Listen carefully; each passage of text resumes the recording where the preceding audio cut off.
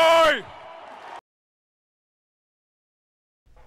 Hello, everyone. Welcome to another edition of The Wrap-Up. For Dan Myers, I'm Nick Buckler, every week's duo. That's right. There you go. The Lions were in action this week, Dan, and, you know, it wasn't a horrible game, but preseason's preseason. Doesn't really matter in the standings. It's just a chance to see these guys who are fighting for a roster position, and it's just to kind of get the starters in a groove a little bit, get a couple series until the third game. They drop it 21-17. Did you like anything you saw?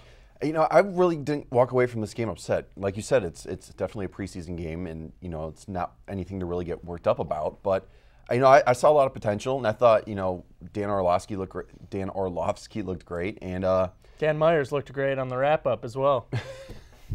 Hey. Okay, yeah, but yeah, I thought they looked great, and what I took away from it is I'm actually excited to see them, you know, get the season rolling. There were some hesitations, you know, especially at the end of last year, when we lost a couple of big key players, but you know, I'm really excited to see how they do. I think they're going to be a great job this year. Yeah, like you said, Orlovsky, he really is. The first two games has been the best quarterback we've had. He's not going to start. You have your #1 overall pick from a few years ago, Matthew Stafford, and this is the year for Stafford. I think it's a make or break season for Matthew Stafford, and I really do think he's going to take the bull by the horns and run with it. But Orlovsky's a guy who came in as the third-string quarterback behind Kellen Moore, and in my opinion, I think he should only carry two quarterbacks this year. The third-string quarterback is a waste of a roster spot unless someone gets hurt. And I think Kellen Moore has done nothing this preseason. And last year in preseason, people were saying, oh, start him over Stafford. Okay, shut your mouth. I don't think he should be in the NFL, at least with the Detroit Lions. Maybe go somewhere and back up, you know, whoever's in the Jets, Ryan Fitzpatrick or, I don't know, Vinny Testaverde's still there, you know. But I don't think that there needs to be a third quarterback. Maybe have that spot open for a running back. Mm-hmm.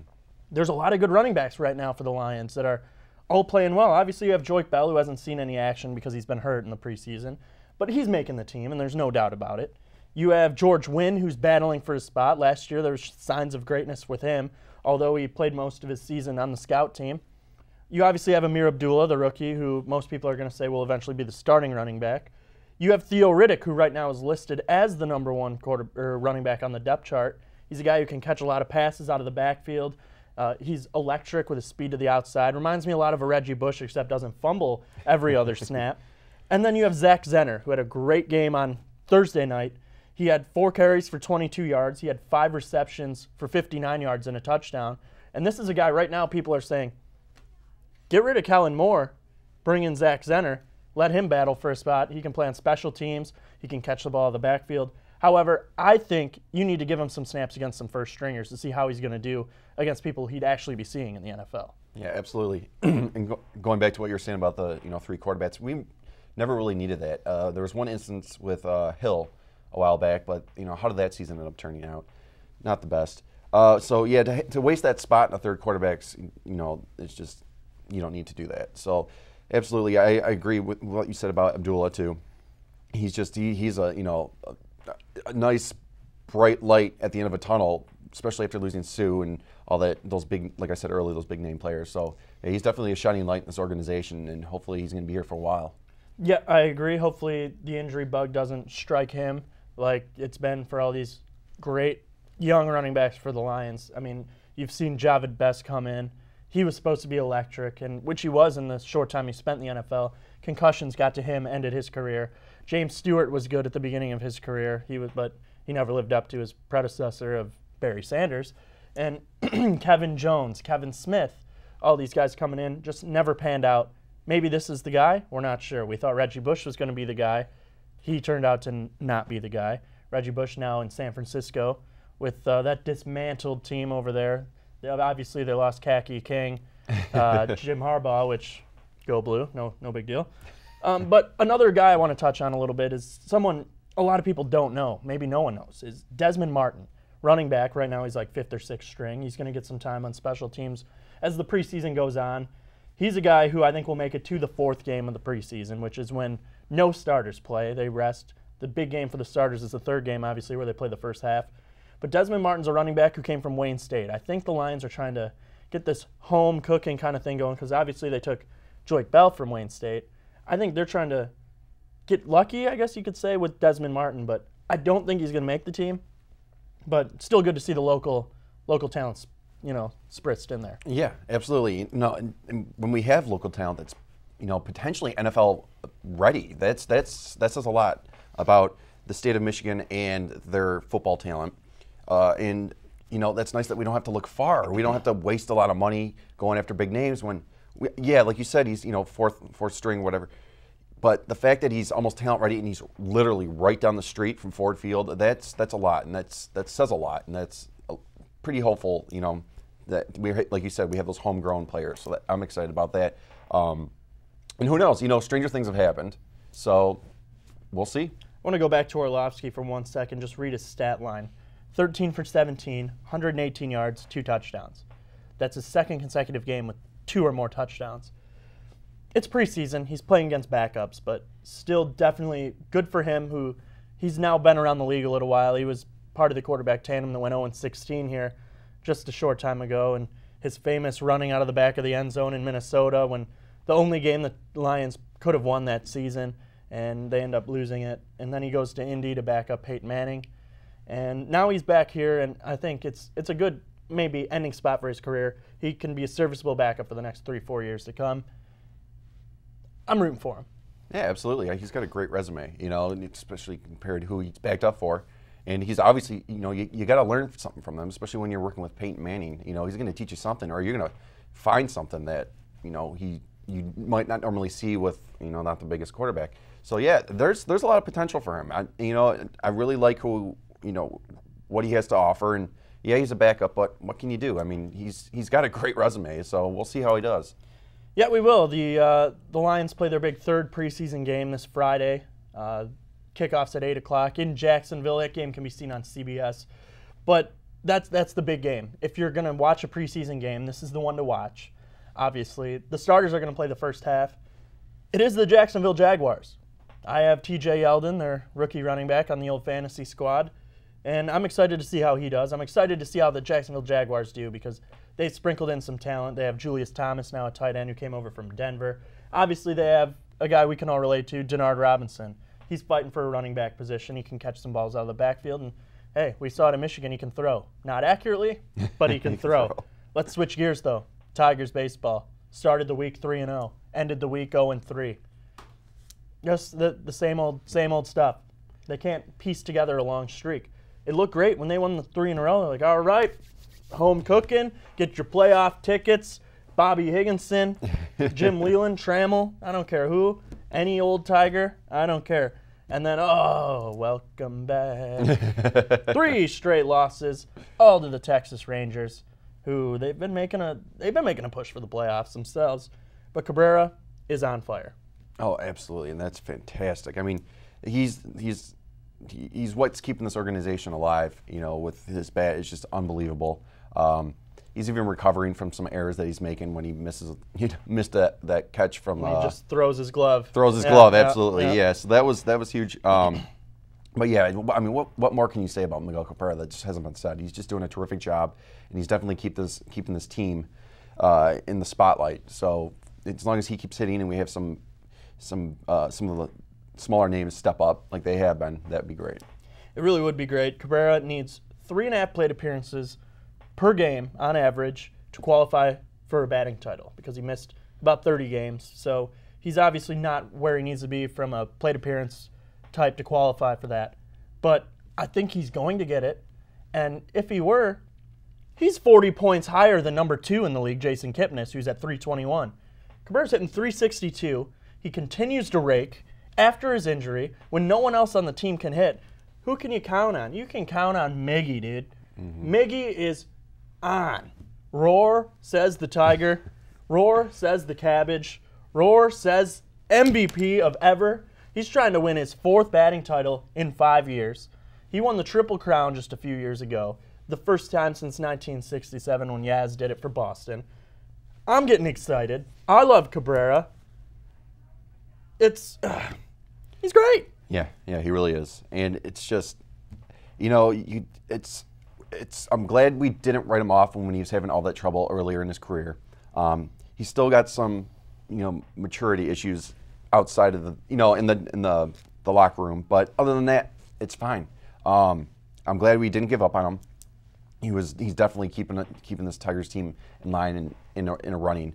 And it just the fact that he came back from an injury and is now or still considered for a batting title, that's unbelievable. And that says, just to quote the movie Rounders, pay this man his money. He needs just keep him around. He's doing a great job. They said that about Verlander too. Pay this man his $28 million a year. But the last we're four on such starts, a high note. Why do you got to bring it down like that? I love to bring you down, my friend. There's the last 4 starts for Justin Verlander have been great. Yeah. However, he has 1 win in those 4. And let me tell you why. Offense, or lack thereof. He's gotten less than 2 runs in 4 of his last 5, but mind you, his 5th start ago was not a good one for him. But his last 4, he's been real good, and I think he's coming back, maybe not to where he was when he was on top of the world, but he's definitely coming back to being a serviceable number 2 to 3 starter in the rotation. And let me tell you something, friends. He needs to be that because listen to this Tigers rotation. At the top, you got Justin Verlander. He is your ace right now. Yikes. Number 2, the big pasta, fettuccine Alfredo Simon. You kidding me? He did have his first career complete game shutout this past week. 1 hit, by the way. But he's been very atrocious this year, other than the first month or 2 of the season. Hopefully he's coming back, as in talent-wise, not next year. I could care less. But after that, it gets real shady. You got Matt Boyd, question mark. You got Randy Wolf, who the team picked up this past week, the 38-year-old, well now 39-year-old lefty, who didn't pitch a game in the majors this year. He's a lefty, like I just said. He's been around 12 teams. He's only played in the majors for 8 of them. But this year in AAA, he was 9-2 with a 2.58 ERA.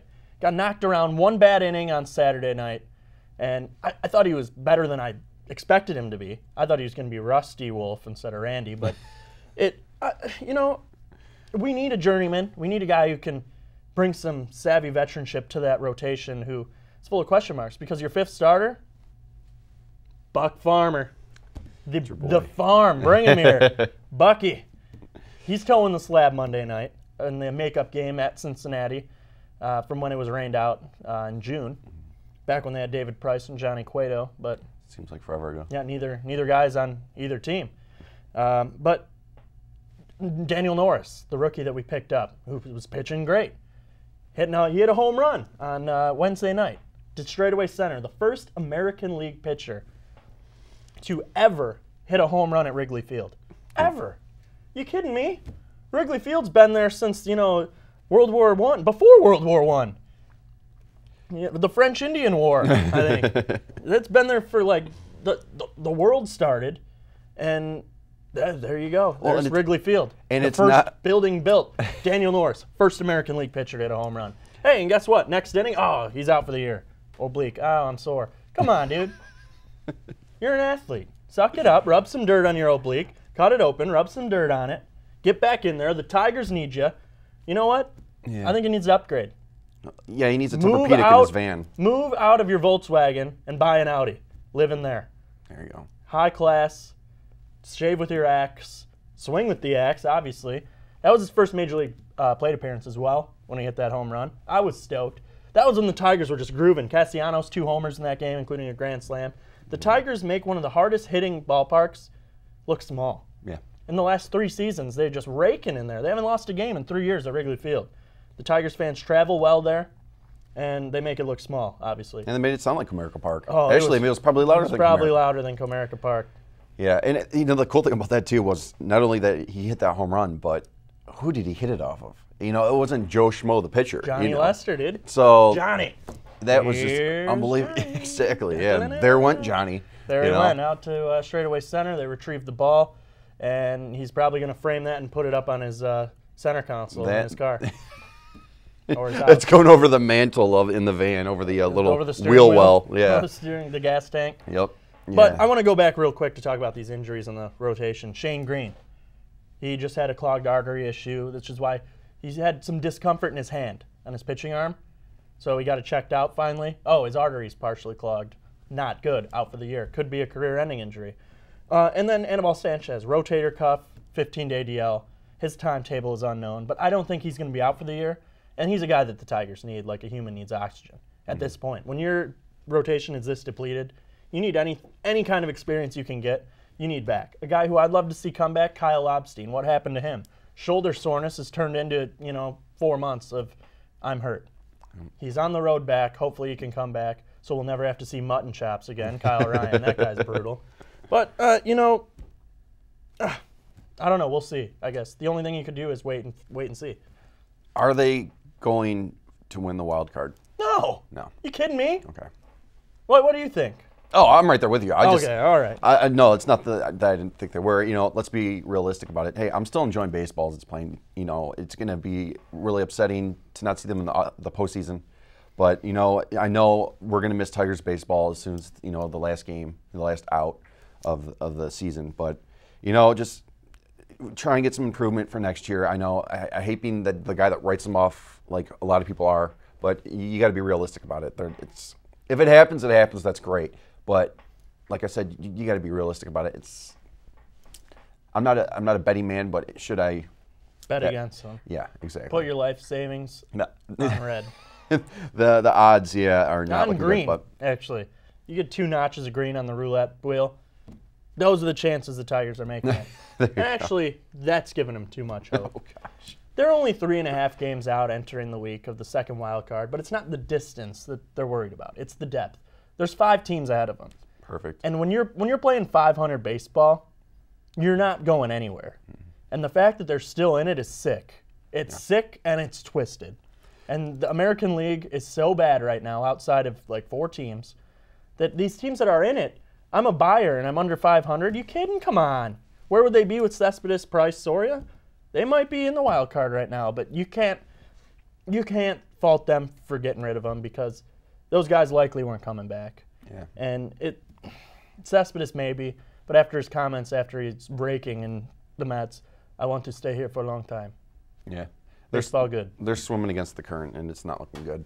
No, they're treading water, and it's not going. They need to find a buoy or something to hold on to stay afloat. Wait for the tide to go down until next season. Next season, hopefully it'll. I mean, they were on top of the world just a few months ago, but I'm pretty sure a wise man once said at the beginning of the season they weren't making the playoffs. Don't know who that guy was. Who was he? Oh man, I think it was your co-host said that. I think it might have been him. Yeah, weird. Okay, well, in other news, golf happened this weekend, as it does most weekends. And a familiar name atop the leaderboard, Tiger Woods. He finished tied for 10th, 13 under, 4 shots off the lead. He was the leader after 2 rounds, and he was just 2 strokes back after 3. Missed the final group because of a bogey on 18 on Saturday. Good to see Tiger back. It was his best finish since 2013. I love Tiger. He's great for the game. I root for him every week. Yeah, I'm not the biggest Tiger fan, but that's all right. I mean, Tiger or Tiger? Well, both, I guess you could say right now. Avila, roar. But he is good for the sport. Let's just face it. He's great for the sport. When Tiger's suffering, the sport essentially is suffering. Yeah, we had some new faces going on, but I mean, look at it. I mean, the PGA went from pretty much non-existent while he was out, just a little glimmer of light, and now that Tiger's back, those segments are getting a lot longer on the 4-letter network. So. On that. But it's good for the sport. He was incredible. I mean, the shots he was making was reminiscent of the old Tiger Woods. Some of those putts, the eagle was incredible. He's got a new color scheme going in the rotation. It's not just the Sunday red. It was great though to see. I haven't seen that since 13. Yeah. The Sunday red, the black slacks. That was who I idolized growing up. And I still kind of do out on the golf course. And of late, I've been playing a lot like him. Slicing in the woods, losing golf balls. Yesterday, me and him shot about the same. Not that good. I only lost 1 ball, although I was not in a tournament like he. I was just 3 putting greens out at the old Golden Hawk golf course out on I-94. But Tiger Woods, he's back, my opinion. Will he win a major next year? Dan Myers. Oh, I'd hope so. Especially how he was the performance he was showing early on in the tournament. But we'll see. It's how hard does he train? During not the off season per se, but in his free time. And I think a lot of it's got to do with his personal life. I mean, I hate to sound cliche about that, but it really is. It goes to show that if he's struggling in the personal life, he's struggling on the course. So hopefully he makes some right decisions. He sets some, some ships the right way, but we'll see. The Nina, the Pinta, or the Santa Maria? Which one? All three? Well, we'll see. Yeah, if one ship makes it there, that'll be good. Good enough. So, yeah. I'm gonna get crazy here, and I'm gonna predict Tiger Woods to win a major in 2016, and Dustin Johnson to win a major. He's led 3 majors going into Sunday and lost them all. I think he's finally gonna get the monkey off his back, as will Tiger Woods. 2016 will be a good year for them. I do think Spieth will win a major, and I do think Rory McIlroy will win a major. There's your 4 major winners. I don't know which one's which, but there they are. Put it in the front page, the back page. I'm guaranteeing it. It's happening. Wow. I'm a betting man. Hit me up. Fly me to Vegas, someone. I'll throw some cheese down for you if you buy the ticket. I'm there. Davis Love III, however, a guy who we haven't seen in a while on a leaderboard, wins. He's the 3rd oldest player to ever win a tournament on tour at 51 years old. Sam Snead, the oldest, at 52 and 10 months. But that's kind of miraculous to me. When you're 51 years old and you're the 3rd oldest player to ever win a tournament, what does that say about the game of golf and the youth movement, and even for the course of time that no one over 52 has ever won a golf tournament on tour? It's truly a unique sport where the best in the league at the time that was just the best in the league 2-3 years ago is getting beat by a 51-year-old. I mean, only in golf will you see something like that. So that was, you never know. And every tournament is a different. It's not given that a certain player is going to win anymore. It's like you said, this youth movement's coming on, and it is great for the sport. I think we just need some interaction with Tiger, rivalries set up. And if we can get that going, I think that'll be terrific for the sport of golf. It definitely evens the playing field, and it's really good to see. And next week, the PGA playoff start with the Barclays, and Tiger Woods will not be a part of the FedEx Cup points. He finished outside of the top 100. So it's anyone's game, and we'll have an update on that next week, as well as hopefully a couple Tigers victories this week, as they don't have an off day. So there's 7 fun games coming, hopefully 7 victories, and hopefully maybe we'll get that Kool-Aid I promised last week to drink. One of our sports teams. Maybe it's Tiger Woods bandwagon that we're hopping on. I'll drink the Kool-Aid to anything, really. I'm got some thirst. I'm going to go quench that right now. Maybe we'll be drenched in Nike apparel next week. We'll see. Hopefully Nike, if you're watching, will take a sponsorship. For Dan Myers, I'm Nick Buckler. Thanks for watching.